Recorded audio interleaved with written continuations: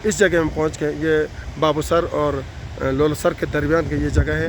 यहाँ पर जब हम पहुँचे हैं, हमारी बस पहुँची तो यहाँ मजहबी वहशी जानवरों ने हमें रोका और बस से उतार दें। On the basis of sect कोई 22 पैसेंजरों को मेरे सामने उन्होंने शहीद किया।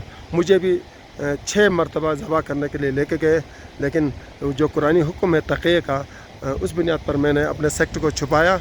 और चूँकि इस बेंग इस्लामिक स्टडी के तालिब इल्म की हैसियत से मैंने उनके सवालों के जवाबात भी दिए, जिसके से मैंने सर्वाइव किया। लेकिन मेरे सामने शिया सेक्ट के 22 पैसेंजरों को इस जगह में रोक के उन्होंने रोका और रोकने के बाद उनको वहाँ पर भेजा, उस जगह में जहाँ गाड़ी आ रही वहाँ पर भेजा। और अहले सुन्नत जो पैसेंजर हैं उनको यहाँ पर, जहाँ मेरी गाड़ी खड़ी है, यहाँ पर भेजा।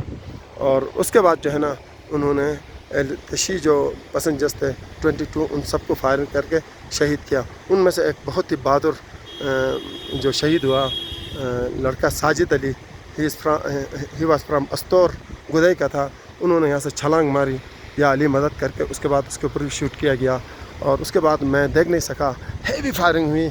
और इधर ऊपर भी बैठे हुए थे दहशतगर्द, चारों तरफ बैठे हुए थे, जिसकी वजह से कोई रेजिस्टेंस हमारे पॉसिबल नहीं थे।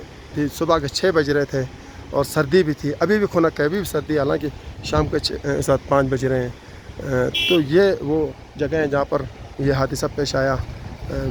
अल्लाह तबारक तआला हम सब को, ममलिकत खुदा पाकिस्तान को मजहबी वहशी जानवरों से बचाएं और फ़िरका वारियत से पाक रखें।